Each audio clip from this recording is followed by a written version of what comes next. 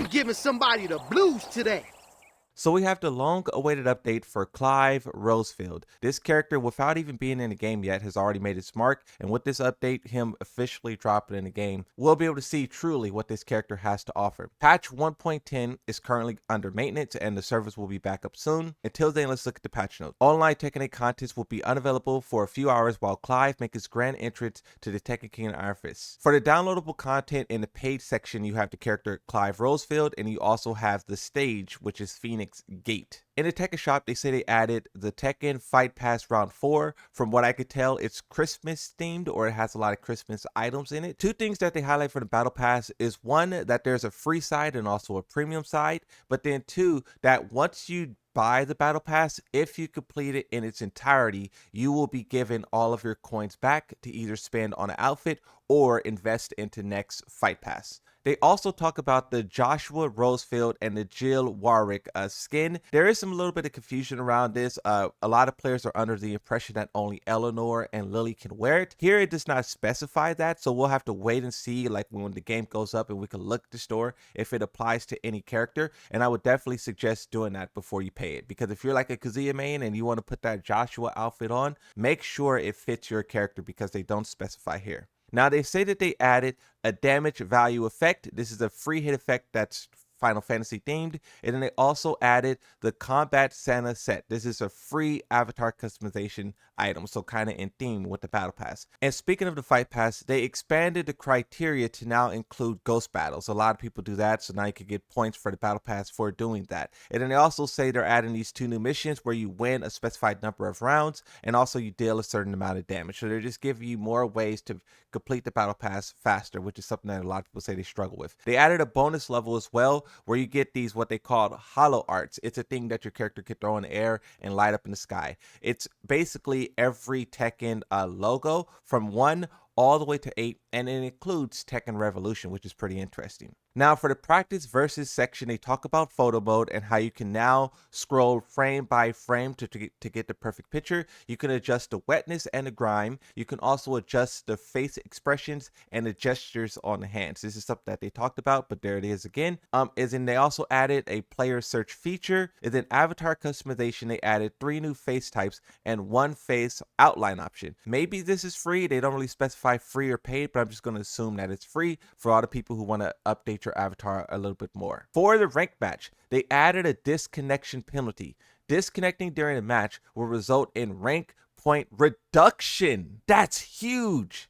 If you plug, you now will get docked for doing so. That is what people ask for. It's crazy that they didn't talk about this the whole time while they were talking about Clive and Final Fantasy. This is a big boy thing that they should have talked about. Holy smokes. I wonder, so there's a lot of people who lag out and stuff like that. I wonder if this will hit them as well. Tekken matches only last like 3 to 5 minutes. If your connection isn't stable enough to withstand that, Wi-Fi or landline, then you should definitely try to adjust your setup to accommodate that. But that is huge. It also goes on to highlight how they added a passcode hide function. You could change the default settings to hide the passcode. Players can also toggle passcode by pressing L3, left click, or C on the session screen. So I don't know what that is, but on the session screen, I'll definitely try it. For replays containing unowned downloadable content, players can now control owned characters. There was some people who were saying that this is already possible, and I don't know if that was a glitch. I don't know if that's something that they did in a prior update but never said it, and now they're saying it now so people can stop complaining about it. But that's an interesting change, and I'm happy that they're making it, right? They also added a favorite practice setting. This basically allows you to choose your character in setting and also the opponent character and stage in settings. So every time you go into practice, ranked, or quick match, or group match, you can skip that having to character select feature and go straight into searching for an opponent. So that's good as well. And they changed the special UI display so it can be hidden, or it can be showed for you or your opponent. That's what we talked about in the previous video. Now here's when we get to the actual patch notes. This is pretty interesting. It says, regarding balance adjustments for 1.10 update, adjustments have been made primarily to hitboxes and collision detections to address unattended behaviors. Improvements have been made to sound effects, voiceovers, and other visual effects to enhance overall quality. For rage arts, the following characters' rage arts were dealing higher damage than intended compared to other characters with hitting triggering the stage gimmicks. This has been corrected to apply the intended damage scaling, so it's Dragunov, Victor, and Zafina. For the stage Secluded Training Ground, the issue where the stage objects were appearing in front of the character in specific situations have been alleviated, so basically so you can see better. In Puncher Training, we reviewed movesets and adjusted them to be more suitable as guaranteed counters. That's also really cool as well. I would like for them to add in a type of throw training and also movement training, but we'll see how they do, right? So it says SC voices and effects, etc. made some adjustment and changes to move cinematics. So maybe that's like intros and characters and whatever, right? Now, for the first character that they talk about is Brian Fury. Adjustments were made to Brian Fury to mitigate instances where certain attacks would whiff. So this is Brian Fury's down 2.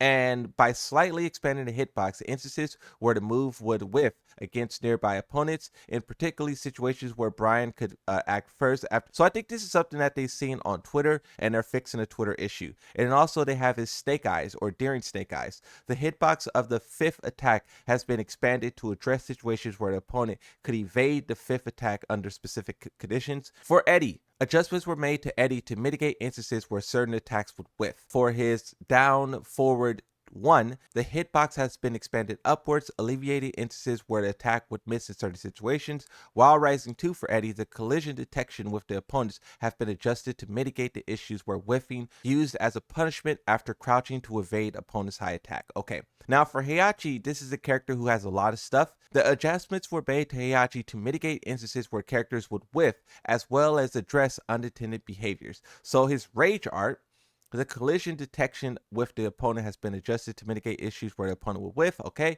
And then for Heihachi's 3-2, they fixed the issues where the second hit would not occur in specific situations. That's weird. And then this, what is this? His electric, the tracking performance have been improved only when the opponent is in a down state. Instances where follow-up attacks after a heat dash would whiff against certain characters. That's pretty interesting, right? With Warrior Instinct 442, adjusted the collision detection as well to make it more difficult to slip under floating opponents by extending the collision upwards. Now for the character Jack, they simply changed his forward 1+2, and this is the collision detection with the wall has been adjusted to mitigate issues whiffing when attacks is near the wall. So they're just trying to make every character more consistent, and that's what I love to see. Leroy Smith down forward 1+2. They changed this to ensure that combos can be initiated more consistently. The behaviors when hitting opponents left to side has been adjusted for the match behavior when hitting their right side. Okay. For Paul Phoenix, forward 2, after hitting a move on the ground to perform the strike throw, if another character landed immediately after and triggered a stage gimmick, the damage from the throw would sometimes not be applied. This has been corrected. So for all of these changes here, you have Brian Fury getting 2 buffs, you have Heihachi getting 2 buffs, and everything else is kind of a neutral change. That is pretty much everything that's in this final update, which is why I think the developers told us that they will do more updates, because this one isn't really addressing balancing. A lot of people were very upset with Dragunov, Jane, Yoshi, etc. You know the characters. But this one, it seems like they're just trying to, one, prepare Clive's introduction into Tekken 8, but then also add a lot of great features, the rank thing, the practice thing, a lot of stuff, the battle pass, and then they're going to get into the update. And I think it is important that they separate it, because you don't want to muddy the whole game with altering it. And also Clive, I think Clive is going to be a very powerful character, a effective character, and you should let people fight against him in the current landscape where they're comfortable with their characters. And then after people get comfortable fighting against Clive, then you can change the balancing and maybe even him as well, and then you do that all at once.